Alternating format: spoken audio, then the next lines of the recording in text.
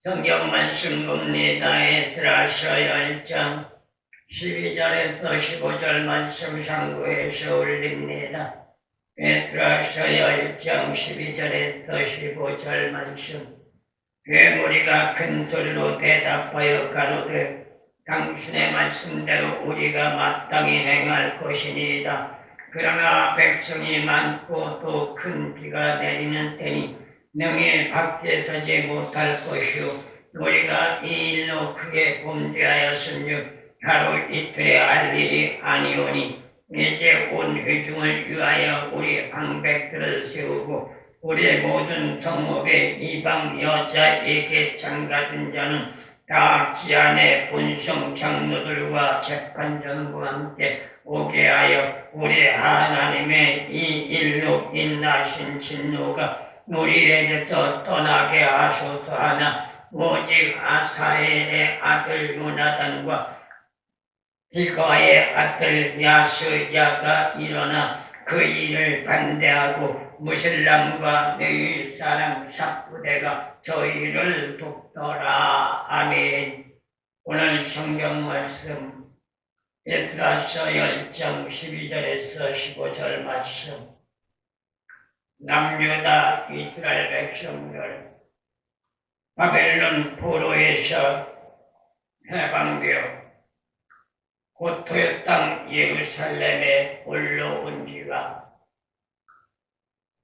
벌써 1차적으로 올라온 백성들이 70여 년이 지났고 바벨론 포로에서 해방을 받은 130년 만에 고토의 땅에 올라온 에스라와 같은 자들이 오늘 본 말씀 배경을 보면 이스라엘 백성들의 잘못된 신앙의 삶을 해결하기 위하여 지난 시간에 돌아다오면 총회를 소집했고 그 총회에 모든 남유다 이스라엘 백성들이 집합을 하여 총회를 시작하려고 할 때에 우기 가운데 큰 비가 내림으로 말미암아 그러한 것들을 감안하여 먼저 해결할 것을 해결하기 위하여 오늘 보는 말씀에서 제시하고 있는 것을 보게 됩니다. 그러나 어느 시대를 막론하고 모든 사람들이 100%로 다 찬동을 한 건 아니죠. 오늘 본 말씀을 보더라도 5절 말씀을 볼 것 같으면 반대하는 부류도 있다는 것을 보게 됩니다. 그러나 이러한 상황 여건 속에서도 에스라는 종교 개혁에 박차를 가하며 나가는 것을 보게 되지요. 그래서 오늘 본 말씀의 주제를 종교 개혁을 시행한 에스라 이러한 주제를 잡아봤습니다. 이방인 아내와 헤어져라. 어떻게 본다면은 정상적인 문제 해결을 할 수 있는 촉구라고 말할 수 있지만 이러한 전제 조건에 해당이 된 사람들에게는 차곡한 일이 아닐 수가 없습니다. 왜 그럴까요? 가정을 파괴해야 하고 또한 지금까지 생활해왔던 삶의 가정이 파괴만 되는 것이 아니라 이혼을 해야 하는 불상사가 대두되기 때문입니다. 그래도 오늘 본 말씀을 보더라도 이러한 전제 조건을 반대하는 부류가 있다는 것을 말해주고 있습니다. 대다수는 에스라의 촉구를 지지하고 있지만 일부에서는 반대 의견이 나왔습니다. 그러다 보니 종교 개혁에 대한 의견도 두 부류로 나타나는 것을 보게 됩니다. 이것이 세상적인 이치라고 해도 과언은 아닐 겁니다. 왜일까요? 세상의 이치는 항상 상대성을 가지고 대립하는 경향이 농후하기 때문에 그 어떤 일을 하든지 간에 100%가 찬성하는 일은 없다고 말할 수 있습니다. 그러나 이스라엘은 이러한 상황 여건 속에서도 종교개혁을 지속적으로 추진해 나가고 있다는 것을 보게 됩니다. 귀한민들의 자신들이 자행한 범죄에 대한 심각성을 자각하게 하고 우중의 큰 비로 두려움을 가지면서도 순종하면서 개혁을 실행할 것을 다짐하고 있는 것이죠. 그래서 오늘 본 말씀을 보더라도 이스라엘 백성들은 당신의 말씀대로 우리가 마땅히 행할 것이니라 라고 긍정적인 추세가 보여지고 있습니다. 하지만 백성들의 호응에 입각하여 종교개혁을 추진한 에스라는 백성에게 한 가지 제안을 하고 있습니다. 그것은 바로 문제 속에 관련된 사람들이 많이 있고 그리고 날씨가 우중 가운데 있기 때문에 사람들이 광장에 서 있다는 것이 힘든 상태라는 것을 오늘 본 말씀에서도 보여주고 있습니다.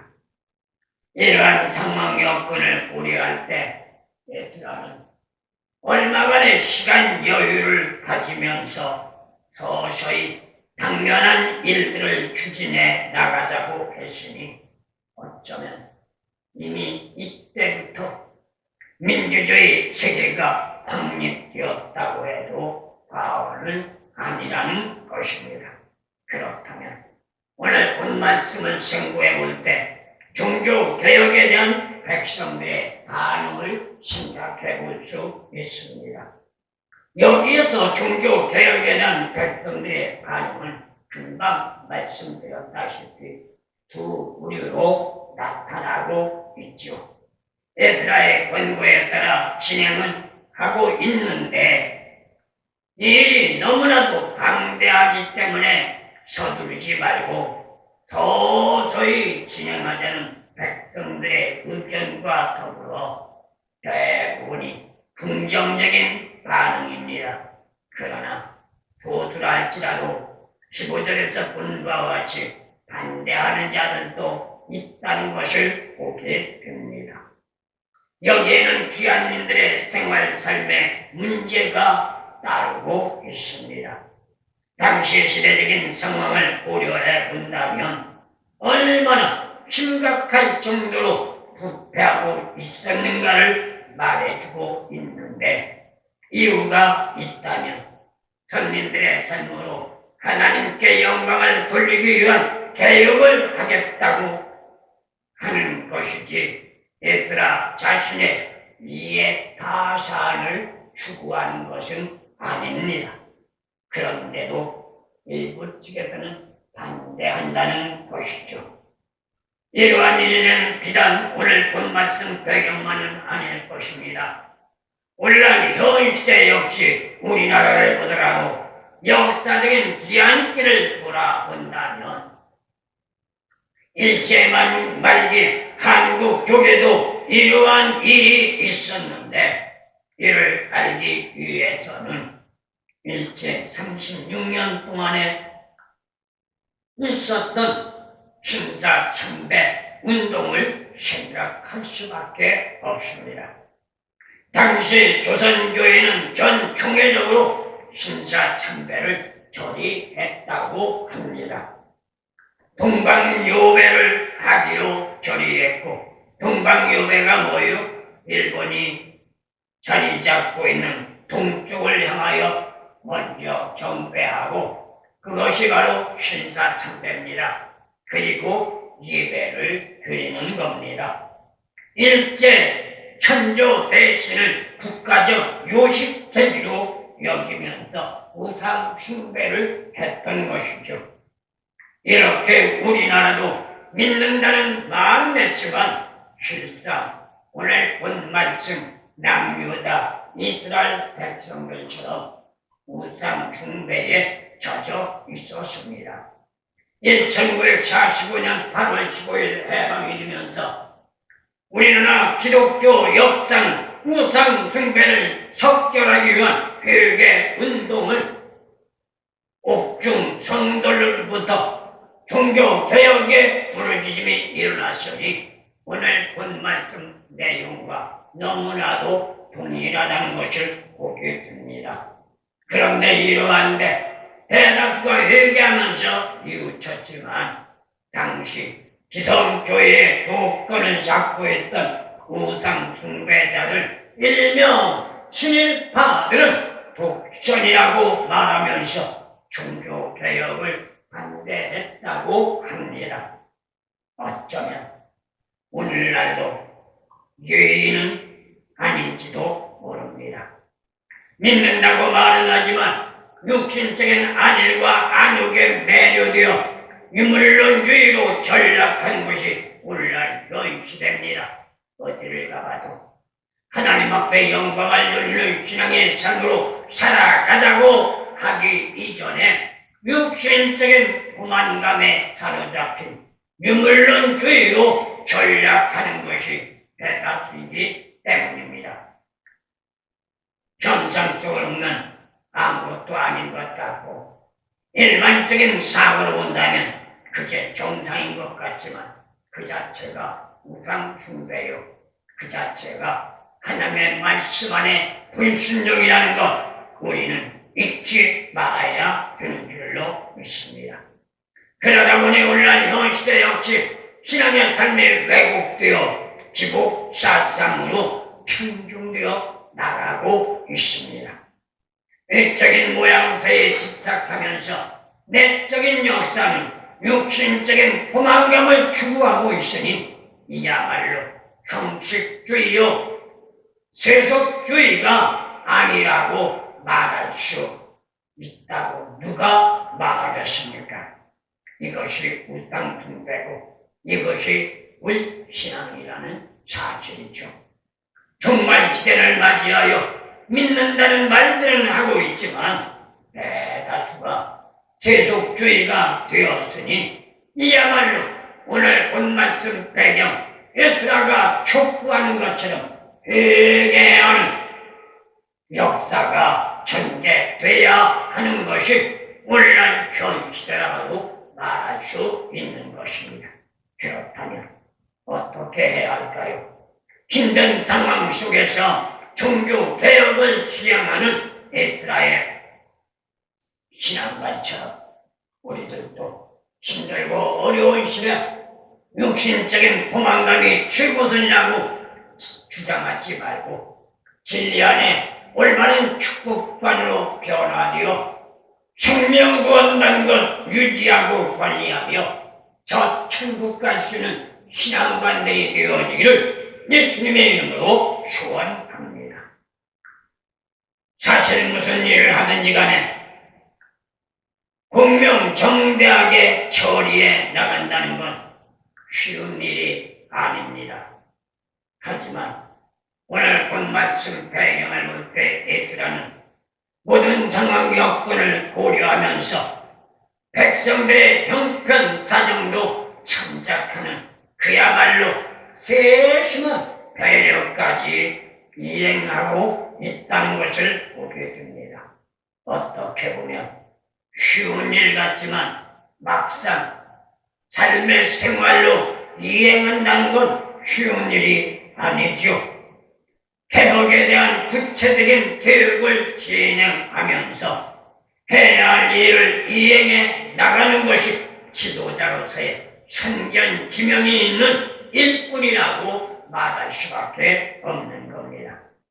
이를 전담하여 맡을 관리를 세우고 지역별로 장로들과 재판장들이 관련자들을 파악하면서 관리하여 나갈 수 있도록 도와주고 이렇듯이 합리적인 해결책을 에스라는 제안한 것입니다.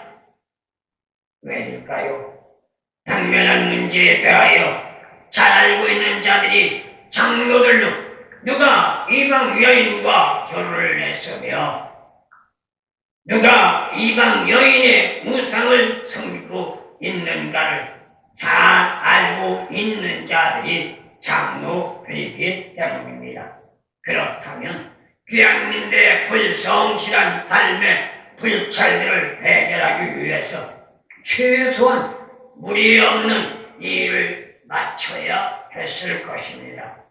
이에 백성들도 이구동성으로 에스라의 제안을 받아들인 것입니다.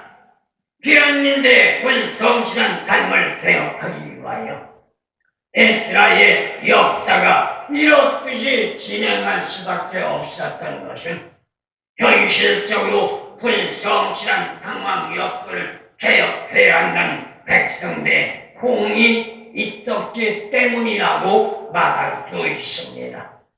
여기에서 중요한 것이 있다면 개혁이란 강압적으로 추진한 것이 아니고 개혁이란 백성들 스스로가 자발적으로 참여해야 하는 것이라는 것을 말합니다.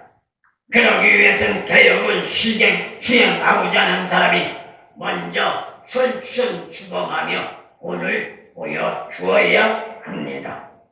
에스라는 백성들이 이행하기 이전에 먼저 솔선수범하면서 중보적인 회개 기도를 함으로 말미암아 무지한 백성들의 신앙적인 양심을 깨우쳐 주었던 겁니다. 이것이 지도자의 자세라는 것이죠. 설령하고자 하는 목적이 옳다할지라도 부작용 없이 순조롭게 이행할 수 있도록 유도해 나가는 것이 지도자의 일치이고, 그런데 한 가지 생각할 것은 개혁이란 본래의 목적으로 돌아가는 것을 말합니다. 그러기 위해서 때로는 강압적인 요구도 필요하다는 것을 말하고도 있습니다. 그러나 일방적인 방법은 아닙니다.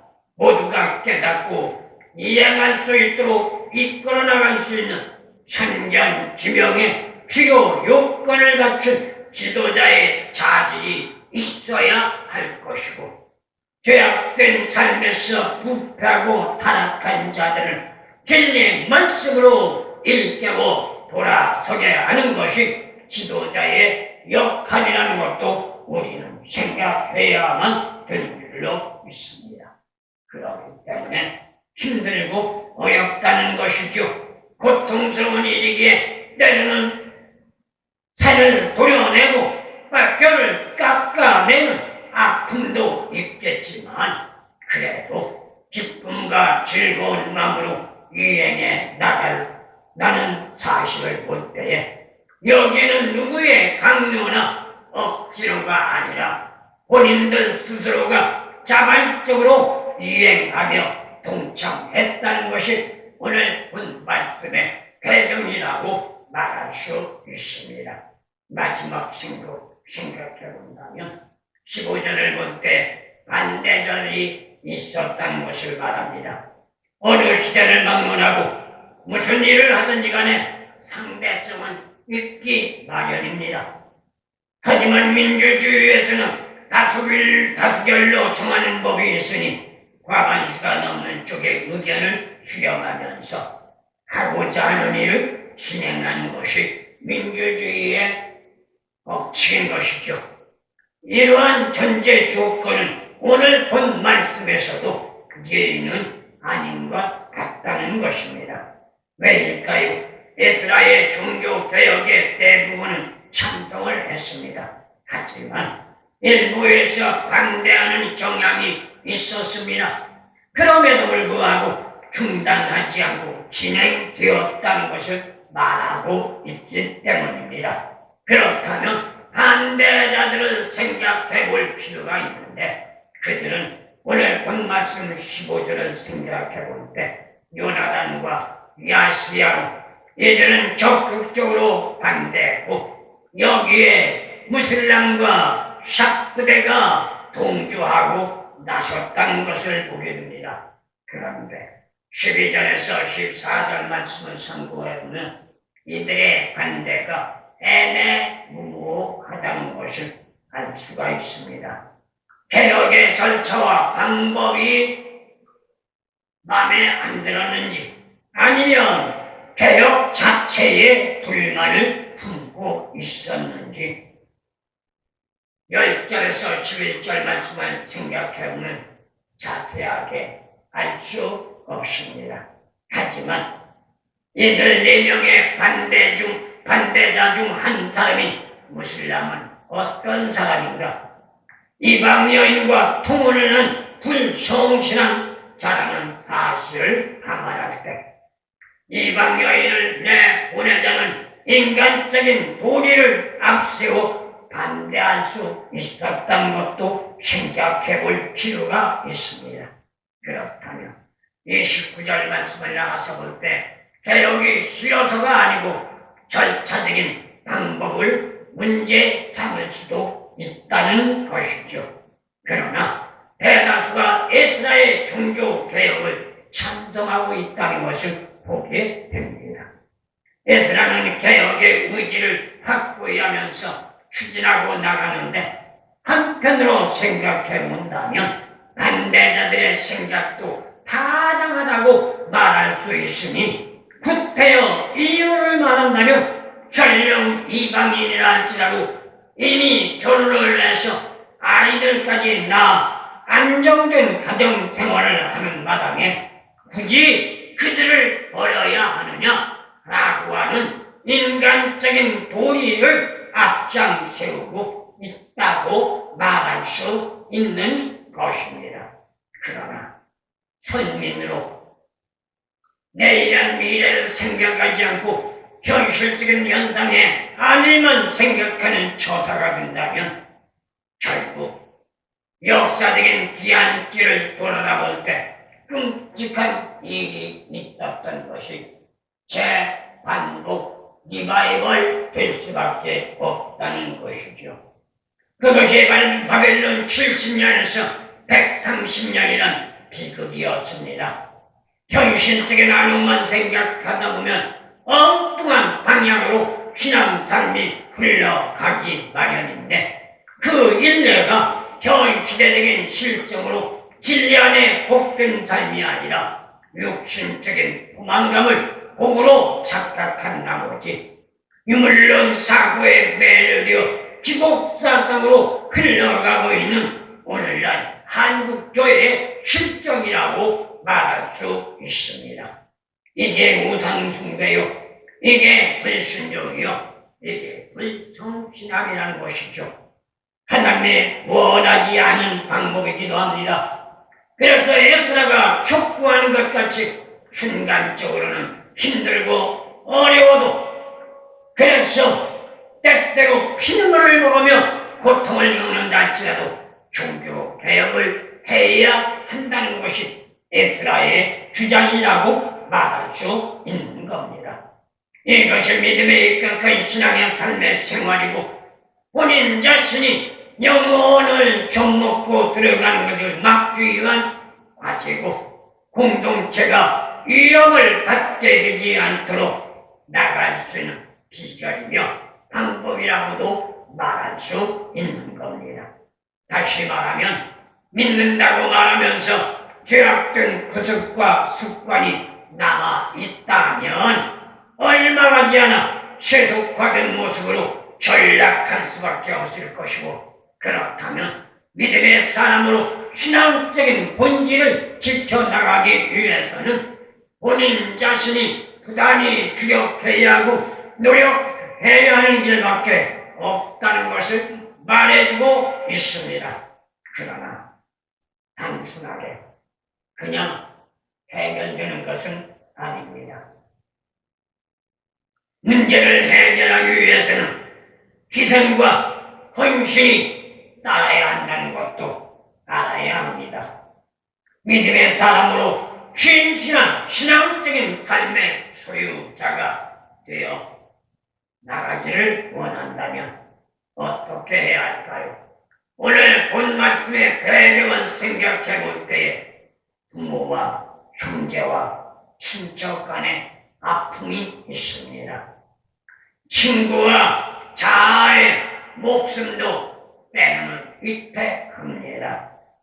재물과 명예와 직장을 포기해야만 합니다. 이웃과 처자와 가족 관계에도 힘듦과 어려움이 있다는 것을 말해주고 있습니다. 이러한 전제 조건들을 초래와주 생각하며 단호하게 진리 안에 굳건함에서도 나가지 않으면 종교 개혁은 성립할 수가 없고 거기에 따라 자신들 모두가 하나님 앞에 적합한 하나님의 사람으로 인정받기가 어려울 뿐만 아니라 아무리 힘주고 기억한다 할지라도 현실에 매여 있다면 오늘 현실은 금상첨화와 같을지 모르지만 하루하루 시간이 지나가면서 더욱이 고통스러운 일들만이 전개된다는 사실을 생각할 때에 에스라는 그러한 것을 미연에 방지하기 위하여 순간적인 고통과 순간적인 아픔을 참고 견디며 나가서라도 기필코 내일의 영광된 삶의 축복을 열어야겠다는 각오와 결단을 가지고 종교 개혁을 시작했다는 것이 오늘 본 말씀의 배경이요 교훈이라는 것을 우리는 잊지 마시기를 예수님으로 축원합니다.